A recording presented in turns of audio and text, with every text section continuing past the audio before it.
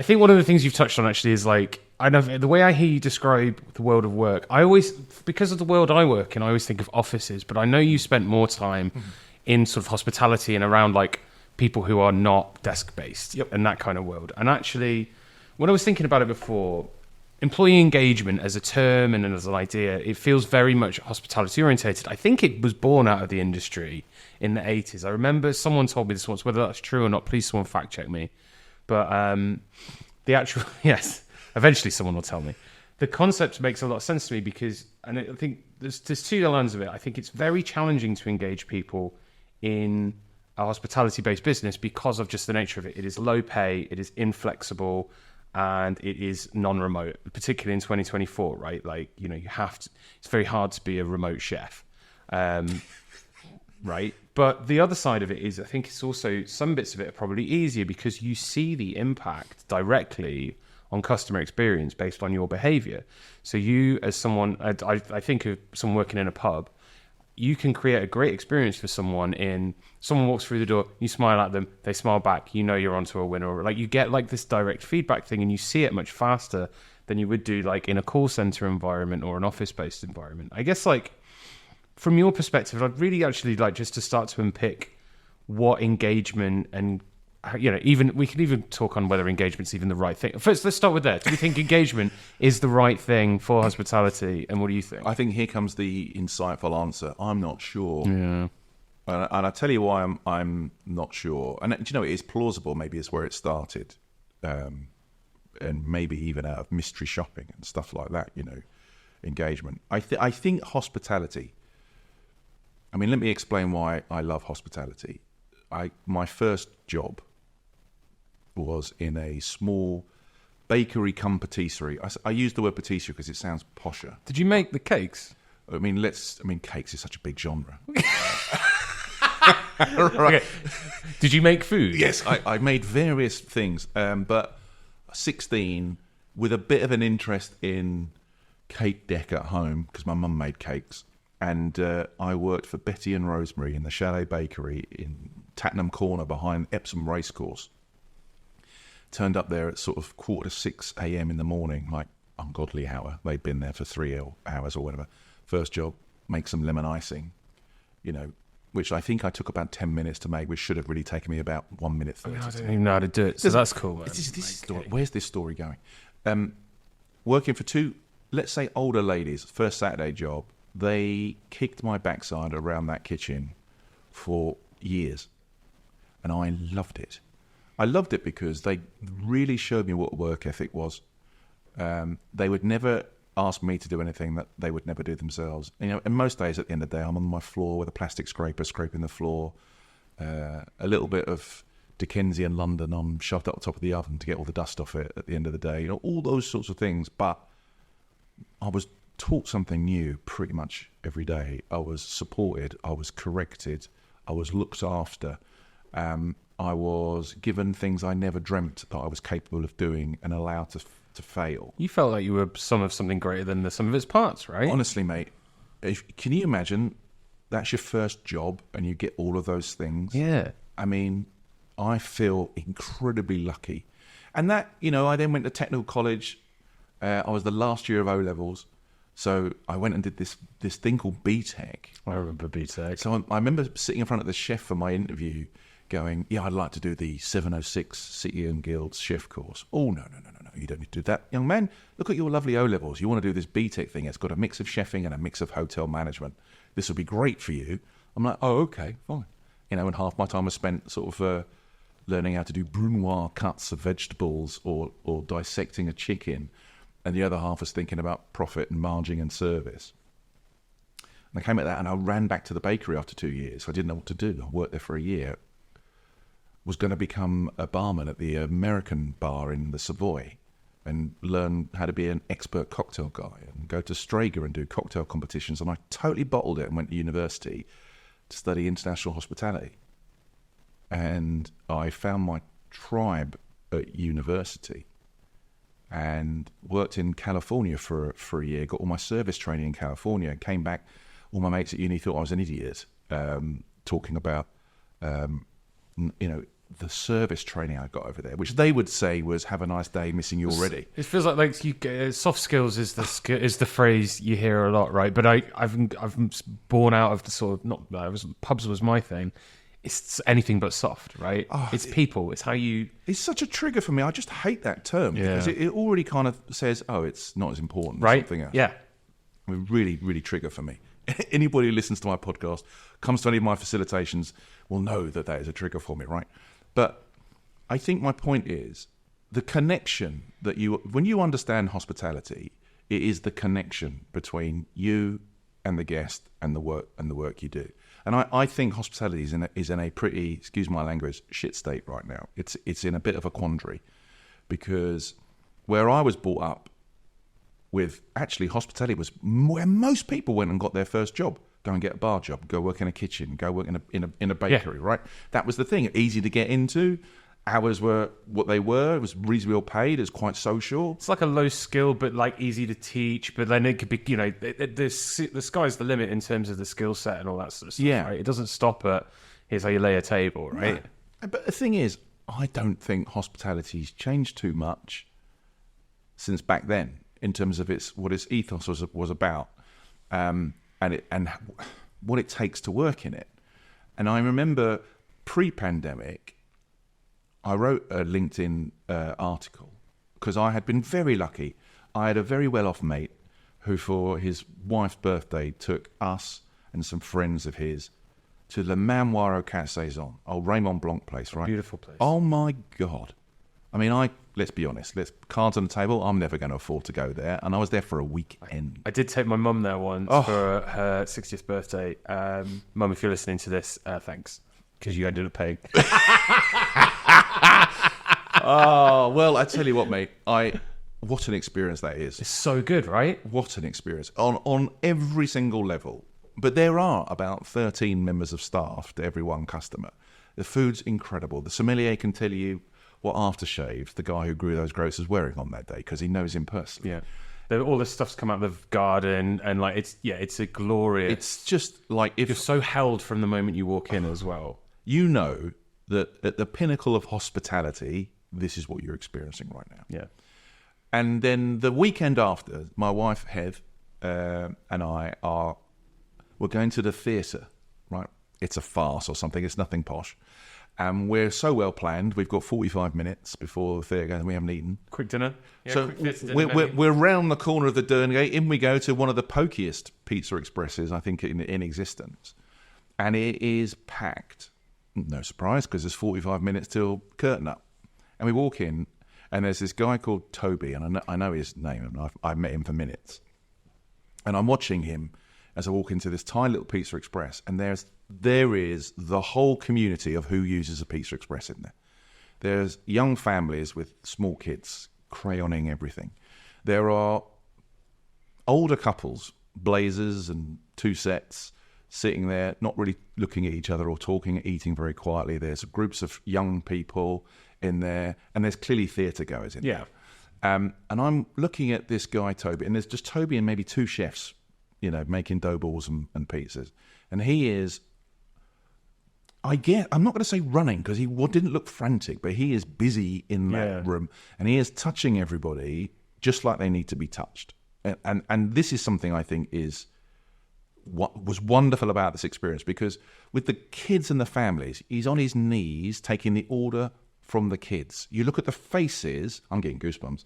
You look at the faces of the parents in that restaurant experience, they're cooing and smiling because he's put the spotlight on the kids.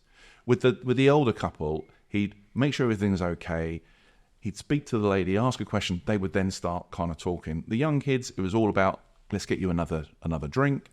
And with us, the first question was, are you in a hurry? That's like the first question. I'm like, you're good. I'm like, yeah, we're a bit late. We just want a couple of pieces, maybe a beer. And then he says, great, sit down. I'll sort you out. If you don't mind, when the food comes, I'll bring the bill at the same time. And then, you haven't got to worry about that. I'm like, oh my God. And then we sit down. And then he comes to bring the menu, and he's chatting, but chatting and working. And I found out almost his life story, where he was going, what he was studying. And yet we were there no more than 25 minutes. And I came away from that all the way through the theatre, I'm thinking, what have I just seen? And I came back and it compelled me to write this thing about which was the better hospitality experience, the Raymond Blanc experience or Toby in the Pizza Express. And I kind of like critiqued both pieces, and they were both amazing experiences. But at the end of it, I said, I'm going to pick Toby and Pizza Express because I would absolutely expect everything I experienced from Raymond Blanc to happen. It's staffed well, overstaffed, probably very well paid, huge expectations. And Pizza Express on a late Saturday evening when it's busy and there's one kid running the floor, to get that sort of experience, and not just me, but to see what was going on elsewhere, I thought that's the essence of hospitality. I'm having that because I wouldn't expect it. So can I unpick that a bit? Because this is fascinating, and there's loads of analogies we could draw with like quality of things versus cost of things. Sure. And I think you're dead right. Like you're going to have an amazing experience. It's great you've had two great experiences, right? And they're very different in cost and price. Toby as a person here, would you have described him as an engaged employee? I think he was very engaged in what he was doing. It sounds more than that. And that's what I mean. Like, I think when people say engaged, like I understand the purpose of the business. I understand how I contribute to success. Yeah, he obviously gets that, but there's way more going on there than just. In essence, that's the functional element of it. He was in an element in which he was there, properly present. I think thriving. He seemed to be enjoying it, right? And he was having fun. And do you know what? Right? We did an exercise literally the other day with a group about. We split into two groups and asked, when you're making this transition from you working with me to being a leader of people you just work with, we split into two groups. Go, all right, you've now moved into this leadership position. What do you want? What do you need from your employees? And then we split another group and say, right, this guy's just become a leader. What do you need from him to kind of really show up? And you put the two lists up and you compare. And there's a lot of behavioural stuff in there that expectations set. But rarely do people put fun. Rarely do people put that fun element in what we need to have. And I think that's a massive liberator. I think we're suffering right now in business because we're following the steps of people that are normally 15, 20 years ahead of us. And we've learned from people who are 15, 20 years ahead of them. So we're still kind of following in footsteps in the main of people who are completely out of touch with what's going on in reality today.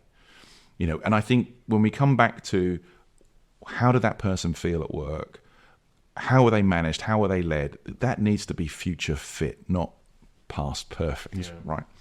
And that's a phrase a very good friend of mine, Karen Turton's, kind of like grabbed and used for her business.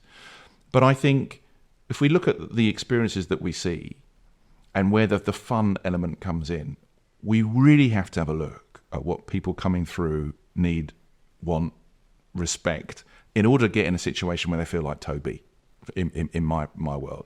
And we've seen a massive change in the last sort of generational shift between the millennials and the Zeds, probably coming out of pandemic. It's caused a massive problem for hospitality, though, because the curtain's been pulled back on hospitality. People have had a look around at what's going on, and hospitality companies didn't react well in the pandemic. I don't think, in the main, they didn't.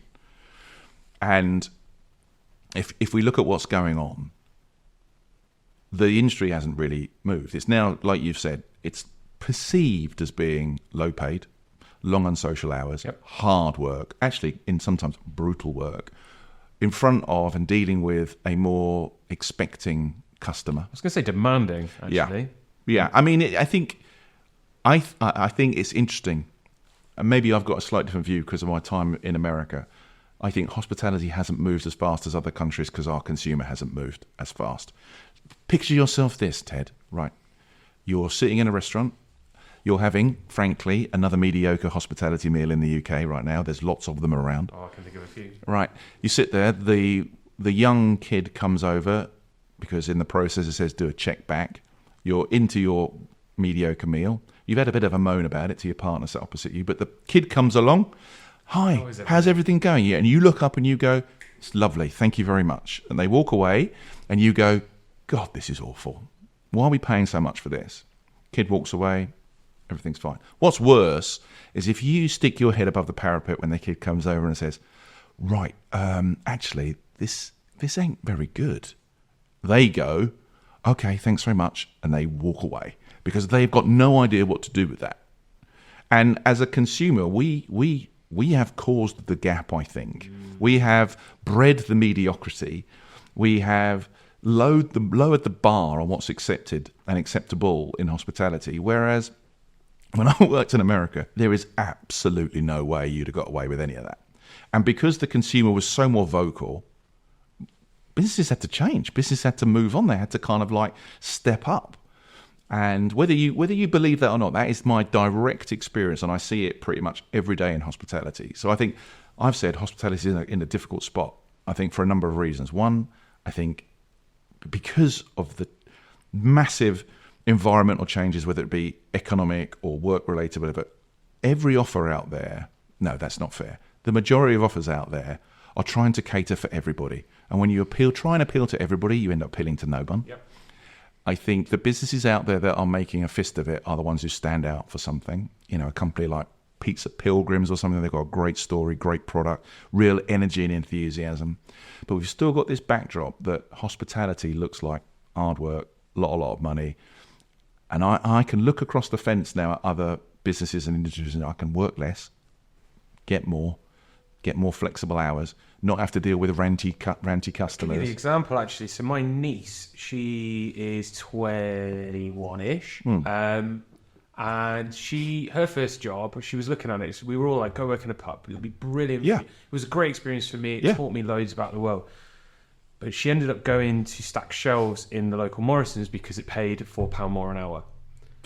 And it was that's huge. Because I remember I worked in, this was part of the problem with the pub trade in the UK. It's like, it is very low paid at the bottom end.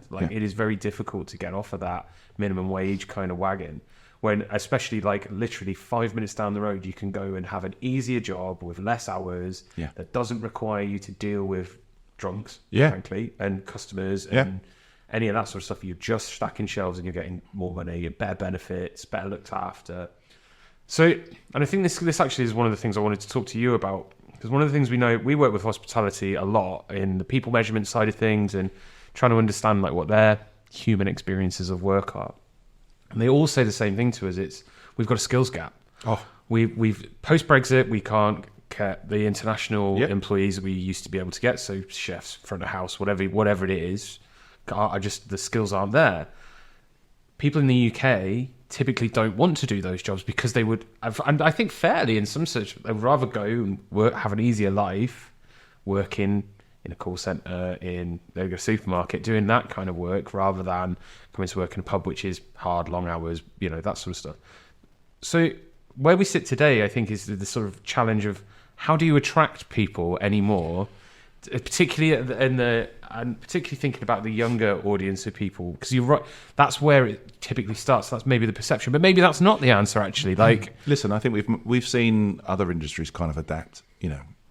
Look at the recruitment policy of B&Q as an example. Right? I don't know much about the recruitment policy of B&Q. Funnily, well, who do you often see now in a B&Q working? I was going to say my wife. No, no, I don't know actually. They're the specific target at the older generation. If you look at who works in those shops now, there's a high mix of the older generation who are happy to work some day shifts, which used to be a problem for them.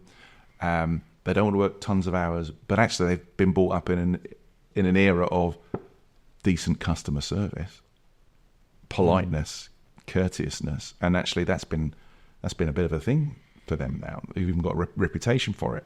I think hospitality is blinking interesting, because this is what I mean by not necessarily having moved on generically. I think, like we saw in the pandemic, a lot of businesses who were just hanging on went. And when the pandemic was blamed, they were not great. They were on their knees to begin with, right? I think that was the story that certainly came out. The furlough thing hid a lot of problems for people. And I think we're going through a similar thing in the hospitality industry right now with offers. That there's just too much grey, and there'll be consolidation, and there's too much competition, it's too expensive, everything's been passed on to the customer, and that can't continue. But smaller, younger, more energetic businesses are coming on, standing up, standing out, and doing things differently. I am split when it comes to what can hospitality do on engagement and everything else, because there's part of me, because of how I was brought up and what I first saw, is like, well, it's great, right? But that's my personality, right? And that's my experiences. We've seen, I think, the generation that would have been coming through really hurt by what was done to them during the pandemic, when they're at the crucial time of forming real social skills, real connection. They were removed from their friends. They were put behind a screen, which, if anybody works in front or behind a screen, knows how difficult that is to convey emotion and connection, right? I think this is going to be, by the way, mad in the future. What on earth is going to happen to some of the alphas and below who grew up for the first 2 or 3 years not seeing whole faces? When you think about how we read people and understand people, we didn't see all their expressions before. We're seeing, well, I'm certainly seeing in hospitality, people less wanting to stand in front of someone and have a conversation. You know, a phone isn't used to make any phone calls anymore in the younger generation. It's all text, all third party. And hospitality is not a third party thing. No, it is a one-on-one experience, human to human, every time. So if there's a danger that hospitality starts to look at everything the world's talking about, 4-day week, flexible hours, increasing the rates of pay. Listen, the minimum wage has just come in again higher in April. There are going to be plenty of businesses in hospitality that go to the wall because of that. Yeah. Like, I think a friend of mine who, the day we left university, went and worked for Wetherspoons, he's now sort of head of people and audit and bits and pieces. And at one point when they were doing the numbers a while ago, it's like, well, maybe 20% of the estate could become unviable with this increase in wage, right? If we continue to talk about wage as the thing that we're comparing everything against, we will lose. Hospitality will lose. In fact, any business, I think, that is all about wage, well, we can't get anybody because we don't pay. Listen, you've got to pay a fair wage, or don't even play at the table. Well, I can give you the other example. So you're probably aware of the British Airways example in the 90s, like the most overpaid, most disengaged workforce in the world. There you go. They kept throwing money at the problem. So they, like, what do they call it? Golden chain around these people. They're on incredible money for what they're doing, but it's crap working environment. No one wanted to be there, and subsequently the service really dipped. A chain is a chain, mate. Yeah. A chain is keeping somewhere where they don't want to be. Yeah. I think when it comes to hospitality, there are initiatives like Hospitality Rising, right? Trying to put the first advert out there to say, hey, hospitality is fun and exciting, and you can bring your young energy, and you can progress rapidly, and all these sorts of things. And I love the sentiment behind it. The problem is that message is only as good as the weakest operators in hospitality, right? If the promise that we're making doesn't match up to reality, the generation coming through now more than any other generation in time is going to go, hang on, that's rubbish, I'm out. Because there's absolutely no stigma to quitting anymore. Whereas my generation would have come home, moaned about stuff and gone, God, it's terrible. You're going to leave? No. Another 10 years, it'll be fine. Everything. I've got to remain loyal. Yeah. You know. But nowadays, if it's not working and it don't match up to the promise, I'm gone. Yeah. So I think hospitality hasn't got to apologise for what it feels like to work in it. I think we've got to almost. I think we have to kind of like be really truthful, but be positive and unashamed about. You know what? Yeah, it's hard work. It's long hours, but it's incredibly rewarding. There are tons and tons of opportunity. We've really got to think about it as a career rather than a gig, and not try and appeal to everybody in recruitment terms. Try and appeal to people who go, oh, well, see, to me that now sounds interesting, rather than trying to catch at everybody. I mean, I don't know what you end up hearing with your clients. I'm really interested to sort of hear from the clients on the other side that I work with. This thing about, well, we just need to hire some warm bodies because I just need to fill a shift. And I'm like, please don't do that. I had MD, bless him, with me in a session the other day where we were talking about recruitment in hospitality, and this one very successful GM was going, look, this is very interesting, but rubbish. I just need to get people in. And I'm like, well, yeah, but are these the people you're going to be moaning about for 6 months? Yeah, and I'll probably have to keep recruiting, but, you know, needs must. And the MD said, Annie, do you mind if I just say something? He's like, please don't do that. He said, I'd rather we lose a few customers for a bit so that you hire the right people who that actually going to do what you want them to do, are going to accentuate the reputation that we have, are going to do a good job and enjoy themselves, and we're not going to be moaning about them for 6 months, and customers will come back. Please, please, please, try and attract people who are going to do the thing that you need them to do. Have a personality that you can coach some skills with, right? Don't try and get anybody. Try and get somebody who fits, or somebody who's more likely to enjoy the sort of things that we do. Yeah. In my own experience, hospitality, having your world flipped upside down and working from 3:30 in the afternoon till 12 at night could sound like, well, that your life's ruined, mate. My life was changed and enhanced. You know, I got up in the morning, went and played basketball with all the other hospitality people in the area, met loads of people, met loads of businesses, made some great friends, then went to the hotel for lunch, then went and worked, then went out to a late bar, then went to bed, then got up and played basketball. Blah, blah, blah, blah. You just have a different perspective. You just have a different world. And I think when I meet kids in hospitality, and I say kids because I'm an old fart, but when I meet kids now, they don't moan about hospitality. They love what they get to do, and it's an exciting, vibrant world. I just think we need to be more honest about what it is and not apologise for it. You mentioned something about like what our clients get up to, and like I assumed that they would be a laser focus on retention, because that seems to. And don't get me wrong, that is absolutely on the table. People are really interested. Like they're trying to understand what is causing people to leave, what is causing people to not have an experience that they want that will make them stay, that kind of thing. But the thing that really surprised me, and I think you hit the nail on the head here, is they really put a lot of effort now into understanding at the very beginning. Did we hire correctly, and what are the attributes of people that we see that they exhibit really early that tell us that we're doing the right thing, and then how do we hire more of that? Because you're right, it is about. I think it's a love thing, and I don't mean it in a like intangible sense. Like, I think about actually the Timpsons example is a really good one. Love him. I've recently read Ask John, is the kind of thoughts book, which I thought was fascinating. But this reverse hierarchy mentality is absolutely brilliant because it's enabling the core premise, as I'm sure you know, how do you make a little business operate on a local level? They can recruit the people that make sense to them, that understand their target audience, and they run the store the way they see fit, not in the way that corporate tell them to. And I think it's that. I live in a little town called Abingdon, which is a small market village that has got about 95 coffee shops in it, right? And like somehow sustains such a world. And a big bowl screen. And a very big bowl screen. Yeah, you've been. Oh, I'm a bowls player. That's my filthy secret, but yeah. But you can tell, like, and particularly all of the little coffee shops. Even like one of our clients is the lounge, the Pablo Lounge there.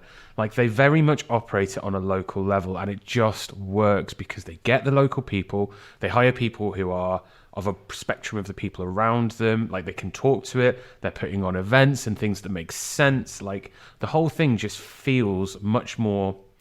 If you compare it to, I don't want to badmouth someone like Pizza Express, but it gets very difficult to have a unique. They're going for consistent experience, not great experience. That's how I view it. I see consistency from them, which is fine. It's what you want a lot of the time. But at a local level in a little town, I want to feel fuzzy. I want to feel good about it when I go in somewhere. You know, you want consistently great. Yeah. You don't want consistently. Wow. Do you know what I mean? I think that this is where I think the bigger companies have it harder. Yeah, 100%. I mean, they've got all the resources, right? But it's harder. I've mentioned someone like Pizza Pilgrims before, but that is a great offer. I know I did some work with them in a previous company before, and one of the founders, they're amazing story. You're absolutely right. Like, go on tours over to Italy to really understand pizza. Like, in the first week, everyone has to make a pizza, just so they understand the product, which I think, especially for people in the head office, like, that's so obvious, but like... it's a really good idea. I know. It's connection again, though, isn't it? And whether we're talking about engagement or offer, connection to it, right? Connection is such a huge part in what I think what we do and how we move forward and why we perform in either a role or a place. There is some kind of connection that happens on an emotional level, and this is where I end up losing a load of people when I start talking about emotional stuff. Like, oh, look, we're here to make money as well. I actually made a right ricket. Well, for me, I felt like a ricket on LinkedIn the other day. I had a wonderful guy come on the podcast, a guy called Josh Berry. He was talking about ripples of impact, and I was going, oh yeah, I like another ROI. I like return on intentionality, right? because I think there's a return on if you're really intentional stuff, you get stuff back. And I put a piece out talking about ripples of impact and return on intentionality. You know, it's the new ROI. And some guy, literal guy, came back and was, there is only one ROI. It is return on investment. You are a snake oil salesman, blah, blah, blah. I was like, wow. I went back really politely and sort of said, I think I understand where you're coming from. I wasn't saying there is no return on investment and this trumps it. I'm just saying it's just a different view of looking at it, right? It's a lens, man. Honestly, this guy said, you have no idea where I'm coming from, clearly, blah, blah, blah. I was like, wow. LinkedIn's funny, dude. It's like, how can something so positive be turned so ugly so quickly? But I think when we talk about the hospitality challenge, I don't think we can apologise for what it was like. I think there's a lot of stuff that hospitality has to sort out. And I think the good operators are doing that. But like you just sort of said, recruitment or retention. Hospitality has relied on recruitment because there's been a big pool. Well, it's always been transient's maybe not the right word, but but it's in and out, bit of a gig economy maybe, and we've treated it as such. And there's been a big pool of people to go to. The sad thing is that I think what pre-pandemic is about 2.8, 3 candidates for every one job. Post, maybe about 1, maybe 1.5. Now, less than 1. There's no pool. This is where the warm body thing comes in. So if the pool is that small, it might sound counterintuitive to go, well, it's that small, yeah, and I only want that piece. I'd rather go for just that little piece and have a better chance of retaining them, switching them on, teaching them the skills that they need to really go on and showing them the opportunity of, hey, this doesn't just have to be a part-time job. You know, there are many, many things that you can do in this industry, and maybe not even just with us. You can go broader. I think that's something hospitality has to kind of get straight in their head as well. I've facilitated an open leadership program before. And by open, I mean people from different companies come and share their experiences on leadership. And they cross-fertilize ideas. They hear the same stuff that's going on in another business that they're dealing with. And all of a sudden it's like, oh, wow. Really? I thought that was just me. Or someone's had a problem and that they've sorted and dealt with, and someone's like, I had no idea that's how it would work. And the open nature of that program is the strongest thing about that program. It's not about me and the things I share with them. It's about them and the experiences they share with each other. And yet, that is one of the hardest programs to ever sell because it's open. And the people in the top of the business is like, oh, no. Can't be sharing. I don't want them to know what's going on in my company. I can't reveal the secrets. What the secrets of mediocrity are not worth sharing. I mean, the open nature, I think, of hospitality, learning from each other, seeing what's going on, and that doesn't mean Bella Italia or Bella Pasta puts another burger on a menu, which I never knew was a big thing of Italian cuisine, to try and appeal to everybody. But it is about sort of saying, hey, what can we learn from each other? How can we get stronger? How can we get better? Because if this hospitality rising thing is to work, the whole bar needs to be raised across the whole industry. There's an interesting thought about the nature of competition in a competitive environment. We see that so in software, there is a general sentiment of fear the competition, be aware of them, right? Study them, understand it. And I've struggled with this because I'm altruistic and have beliefs that people want to do good in the world. But I genuinely think there is enough land for us all to grab what we need, right? I don't think you can be competitive and challenging and all that sort of stuff and or shake things up or however you want to frame it. But ultimately there is space. And I think hospitality, there is always going to be room for more of it. Like, people were demanding better experiences. A great restaurant showing up in your town is going to do well if it is great, especially when, like, say, there is room created by mediocrity. So this fear of looking around seems really alien to me. I've never really understood that, because people find it weird that I speak to other software vendors who do what we do, and because they're always a bit like, and I'm like, we're just people in jobs. Like, it's fine. Like, I can learn from you, you can learn from me. And I think moreover, and I think maybe this is true of all businesses. Like, you have to have the confidence that even if you give all your secrets away, that's not what made you special in the first place. There isn't some secret sauce. Maybe there is a secret sauce. KFC would probably tell me differently, right? But there's no secret blend of herbs and spices that is required that no one else could replicate, that only I can have. I mean, just ask all the different chicken joints in the UK, right? If they're more or less successful, I don't know. I just think there's being fearful and not sharing. I agree. I think if we are as an industry, and I think there's an interesting thing you said there about hospitality recognizing its neighbors rather than competitors, and like increasing the level amongst themselves. Yeah, I think it's an idealistic view because, you know, the CFOs of those companies will sit here and go, hang on, we're in competition. Yeah, these guys are taking our... There's only, the pie is only, whatever it is, 4 billion or whatever it was. Oh, small change, right? Yeah, you know, I've got to get my big slice and I want my slice bigger.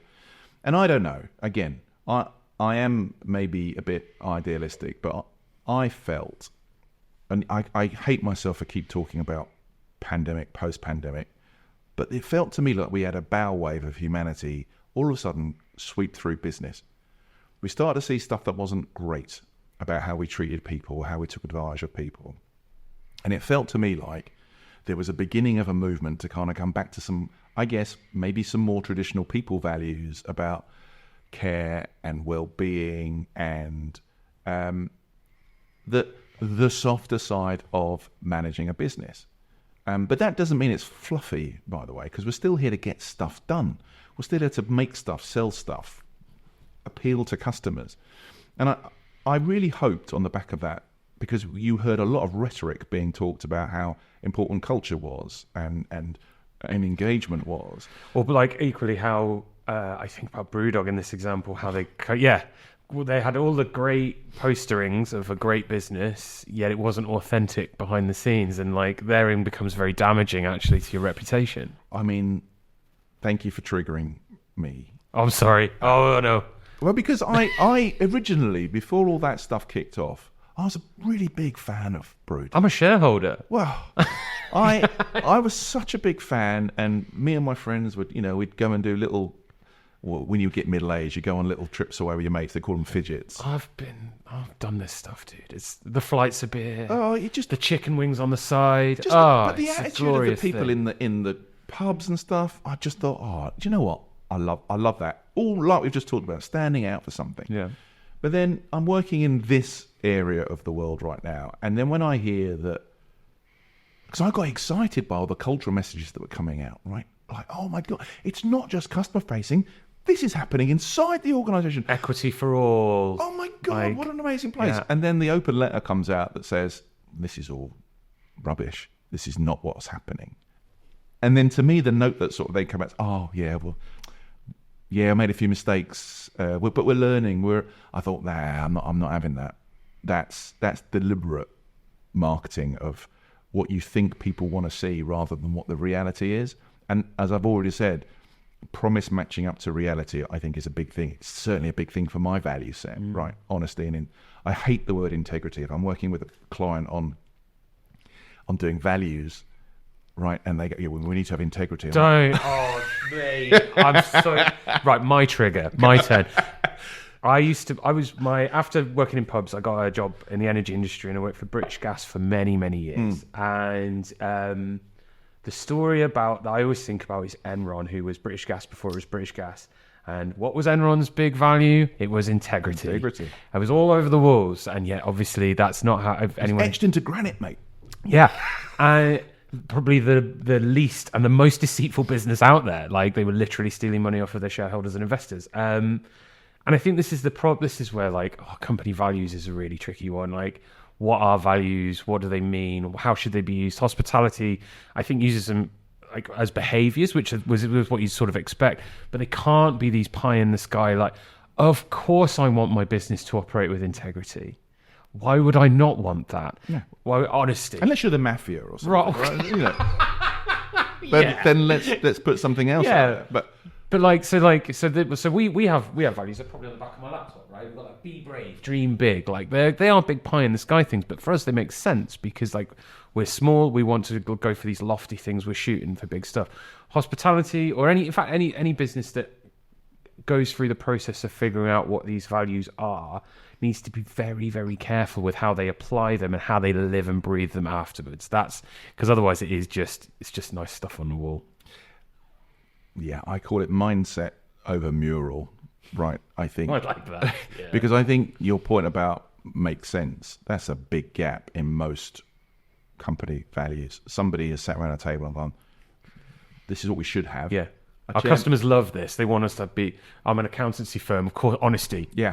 They're going to come to me. Yeah, they're going to go to they're going to go to every other accountant, right, with that. So if I'm running that sort of stuff, I can understand why someone says, do you know what, in my business, legal, say, or even accountancy, integrity is really important. Yeah, but what?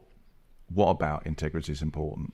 And how does that show up every day in behaviour? What does it actually mean? Yeah. How does one exhibit the behaviour of it? So, like, bars would probably be do the right thing, right?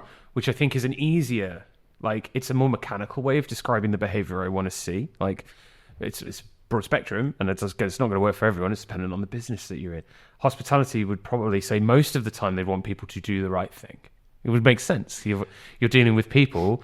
You can't have a list of policies that work because you're dealing with the general public. It's everyone. It's a full spectrum of the world. It's got to mean something to everybody in the business, right? If you're going to have, I would rather a company had no values and didn't worry about it than have values that mean nothing, because they end up being really divisive. They never really translated down to what happens to me in my department on a day-to-day basis. Yeah. If you can take the ideas and really understand them and make them personal to the business and have some personality and some meaning, and then allow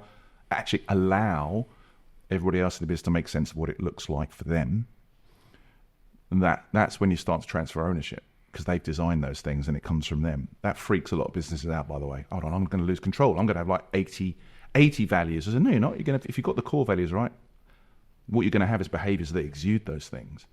And then how they think they get communicated is really important. I heard a wonderful story about totally getting the hold of the wrong end of the stick when communicating what a company is all about. Have you heard the story about penguins and elephants? I'm about to. I think this is not my story. I've heard it, so I'll probably continue to butcher a wee bit. But there is a great story, I think, of how a CEO was incredibly proud of the new values that had been created for this business. And I think, I have these 7 steps to stickiness, and the first one is create a compelling story, right? So he thought he created a compelling story to get everybody on board of the values of the business going forward. So he stands up at the big conference, gets up on stage and says, I want to tell you a story of penguins and elephants. And there's a hush across the auditorium at this point going, why is he talking about penguins and elephants? So let me expand. So he gets up, he says, in the world there are penguins and there are elephants, and penguins cross the Antarctic, I think that's factually correct, cross the Antarctic in a waddle, big long line of penguins, and the waddle's goal is to get to the sort of the resting point, and the waddle has to move at a certain pace. It's encountering lots of weather and challenges along the way, and it's only as strong as its weakest member in the chain. And if the waddle feels that penguins at the back of the chain are holding it up, or slowing it down, or getting in its way, other penguins will go to the back of the chain, attack and kill those penguins so that the waddle can move on. And there's already silence in the auditorium. This is not going where I thought it was going. And then he says, and then there are elephants. Elephants cross the savannah. Again, I think factually correct. In herds. Similar sort of task. They've got to get to a new grazing point, or they've got to get to a new water hole. They move as one, as at a pace. If an elephant becomes sick or unwell or injured, the whole herd stops, slows down, helps the elephant recover. If an elephant dies, there'll be a period of mourning where the elephants spend time in the same space before moving on as one and going to their next port of call. There's a big pause, and he says, this company are the penguins. Hush. Nothing will get in our way. Succession, succeeding, winning is what we're all about. We are only as good as our weakest link, and we will do everything we can to get rid of that weakest link to make ourselves stronger, faster, better. Thank you very much. Off he goes. Rapturous applause. Huge applause. You can imagine the sort of red-eating salespeople going, whoa. Now, what he had tried to convey was a constantly improving, outcome-focused, team driving kind of effort. What he managed to put into a business was a divisive, backstabbing, overly competitive, back channeling, awful, toxic culture of it's about me. I think the story goes that he had a profit warning 6 months after that conference announcement, and then pretty shortly afterwards, company fell over. So I think values, right? Understanding what those values really are, which is why integrity is only veneer level. It's not underneath. But then how you convey that story to your people is like the most important part of it and all, because tiny little fag paper differences in interpretation, which is why when you say makes sense, that's such an overlooked thing, because people's interpretation of what you say can be way, way, way off the mark and lead you down a path that can lead to oblivion or at least a very tough culture to kind of try and turn around, right? So, the penguin and elephants thing for me is totally connected to the values thing, which is totally connected to this thing we've talked about in connection, but making sense on a personal level. And I think if we come full circle to the hospitality piece around engagement and connection, it's all of that stuff mixed up. I think it doesn't matter whether you work in hospitality or any business. If you understand what's attracted you to that business, if you understand what your role is, clearly what your role is in this, how you add value, but you're also supported and able to kind of like bring the best bits of you that are going to help do that. You can really see yourself in the adding value picture. And you have a sense of, I think you use the words bigger than me.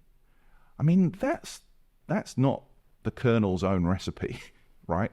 That's the mix I think we're looking after. And in that, if you've got and you support the managers, leaders, supervisors to, you train them, because I think it's a skill to be able to engage, but how to build trust. Now, trust isn't something that's just naturally done. There are skills, there are practical tools, processes even that you can use to help build, foster trust, which is at the very, very base of having employees who will turn up, more than turn up, bring their ideas, share stuff, challenge stuff, really help move forward. If you can combine all of those things, that's when I think you're on to winner. And then how you manage that through engagement, that's when I start to believe engagement isn't enough, really. There's a whole bunch more stuff going on than just, am I happy to be here? Do I feel part of it? Yeah, but what do you bring? Why do you bring it? And what's next? I think those are the things where, and I've seen, and I'm sure you do in the work that you do, when you can see businesses going a little bit deeper, but genuinely, not because I've got to send out a pulse survey, so what shall I ask this week? Are you feeling happy? That comes up all the time, and it's such a red flag. I feel really bad. I challenge people, but it's why? We're going to run 4 pulse surveys a year. Yeah. Why? Oh, because the heartbeat's really important. Well, it's more like it's like I could talk about this all day, but it's listening is part of a conversation, and if you try and strategically say I'm only going to ask X questions, you're not having a conversation or listening really at all. Well, I would like to think it's a bit like this. If you don't listen to what someone's saying, how can you respond? And I think the whole area of employee voice has been mistreated over I've listened. Yeah. Tick that box. Yeah. I don't like what they're saying. So we'll ignore that stuff. This stuff aligns to what we believe, therefore we'll respond to that. Yeah. In a conversation, if you ask me a question I don't like, I don't answer it, the conversation stops. Yeah. Right? Or if I respond in a way that you don't like, when you don't come back and go, well, actually I have a different view about that, I don't learn, I don't understand, I just think you haven't listened to me. And so I think with employee voice, which is why I've spoken to Rob, your scientist. Rob Robson, Chief Operating Officer and Head of Data Science. Oh my. Love that guy. Love that guy. Scared to have conversations with Rob at the time because he just blows my mind with bits. It's just when I think I've kind of got a handle on something, he throws in something else that makes me go, oh, yes, I need to think about that for a bit. I know. That is a weekly occurrence for me about how smart he is and how not smart I am. I think, but I think that's when the measurement stuff of voice is really interesting. Going back to somebody who's had an opinion, expressed a view, had an idea that actually perhaps doesn't align with what we're trying to do right now, that's even more important to go back and say, do you know what? Thank you for that. Here's why we're not going to do that right now. Because I think that's what engages continuous and a feeling of like, I can say what I want to say and I'm going to be listened to. The mistake people make is like, I have to ignore it because I'm not going to do anything about it. And I think you really, really do have to go back and say, that's great. Yeah, we're going to do some of that. Thank you for that. That's not on the plan right now. And here's why. Here's what, and here is why. Yeah. You've got to explain this stuff. Andy, we could talk all day, but I'm conscious we're coming to the end of our time. Before we wrap things up, I guess I just wanted to ask, as a general sentiment, what do you think is next for hospitality and this stuff? Like, we've talked about what we think, how we think it could change, but I'm really curious, actually, just from your perspective, what do you want to see from hospitality over the next few years? I'm going to use a phrase that was used in a workshop the other day by someone much older, wiser, more experienced than me, which I've loved and I want to magpie the head out of. He talked about gossiping success, which I loved as a sentiment, because there's an awful lot of naysaying, and even I've probably been guilty of it in this conversation around the issues that hospitality has. But there are some wonderful, wonderful examples of where hospitality is moving with the times, thinking about its people, thinking about its customers, and marrying things together, and having a really different, compelling, standout, distinctive story. And I think we need to talk more about those things rather than the problems. I'd like people to start to think about, wow, what could I do based on their success? How have they got to where they're going? How can we do more of that than the grey, mediocre stuff that takes a lot of the air out of the room? Let's talk less about the big hospitality companies and what they're doing, because I'm afraid they're probably not going to be the ones that break the mold and make the change that customers really respond to. I think we need to talk more about the little guys out there that are doing amazing things, sell some great stories for the people that are coming through, who can then be enthused about becoming part of a clan or a tribe that does this, and they would get to see on the inside what a fantastic place hospitality is to work with. Loads and loads of opportunities if you want to take them. And I think we've got to meet the kind of thing, what hospitality's got to do and what the mindset people have got to come to it with. But we've got to go first. We've got to start telling more positive stories, showing more great stories, picking out those fantastic kids who come in and make waves and do things differently, which is what Hospitality Rising is sort of trying to do, but it's not wide enough, and it maybe feels a bit less relevant to people. So the more we can harness that sort of stuff, then I think hospitality is in the winner. There's bound to be consolidation. There's too much competition, too much greyness.